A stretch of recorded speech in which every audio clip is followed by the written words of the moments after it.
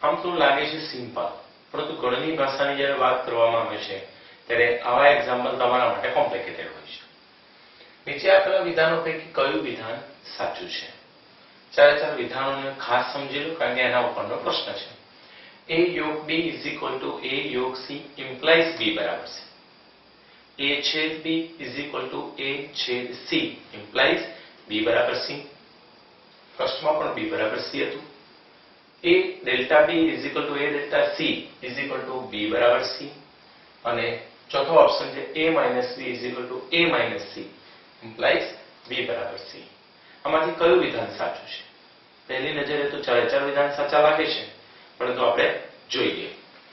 સૌથી પહેલું વિધાન a માટે આપણે વાત કરીએ તો a યોગ b is equal to a યોગ c implies b બરાબર c. જો આ સાચું હોય તો આપણે ધારો કે ગણ a માં એક સભ્ય લઈએ, ગણ c માં પણ એક સભ્ય લઈએ અને ગણ b એમાં એક સભ્ય એટલે કે ખાલી ગણ લઈએ. અને હવે આપણે એને ચકાસીએ તો જોઈ શકાય છે કે a યોગ b, હવે અહીંયાથી જો બતાવો a અને b નો યોગ કરો તો જવાબ શું આવશે? ગણ a આવશે. ત્યાર પછી a અને c નો યોગ કરો તો પણ આપણે સમાન લીધો છે એટલે ગણ a આવશે. તો આ તો સમાન થઈ જ ગયા, પરંતુ શું b ગણ ખાલી ગણ અને c ગણ a એ સમાન છે? ના. માટે ઓપ્શન a ન આવી શકે. ચોક્કસ. હવે આપણે જોઈએ ઓપ્શન b. ઓપ્શન b ની અંદર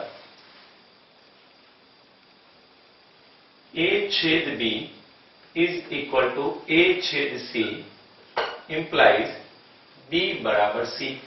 આ સાચો છે ઓપ્શન એવું માનવું હોય તો ધારો કે આપણે ગણ a ની અંદર પણ ઘટકો ધારીશું, ગણ b માં અને ગણ c માં. તો ગણ a ની અંદર ધારો કે a ઘટક, ગણ c માં અથવા તો b માં ખાલી ગણ અને c માં b ગણ થાય. હવે a છેદ b કરીએ તો ખાલી ગણ અને a નો છેદ ગણ શું થશે? એનો છેદ ગણ ખાલી ગણ થશે. a અને b નો છેદ ગણ શું થશે? આમાં a છે, આમાં b છે, માટે a પણ ખાલી ગણ. તો right side okay, but b is equal to c? No. b અને c અલગ અલગ ગણ છે, માટે એ પણ સમાન ના થાય, માટે b પણ કેન્સલ. c માટે વાત કરીએ a delta b is equal to a delta c. આને આપણે બંને બાજુ ડેલ્ટા વડે ફરી એકવાર સંમિત તફાવત ગણ નો ઉપયોગ કરીએ. a delta c. તો જૂથના નિયમનો ઉપયોગ કરીએ તો a ડેલ્ટા b, અહીંયા પણ a delta c. a delta a નો આન્સર શૂન્ય થાય સંમિત તફાવત ગણમાં, યાની કે ખાલી ગણ થાય.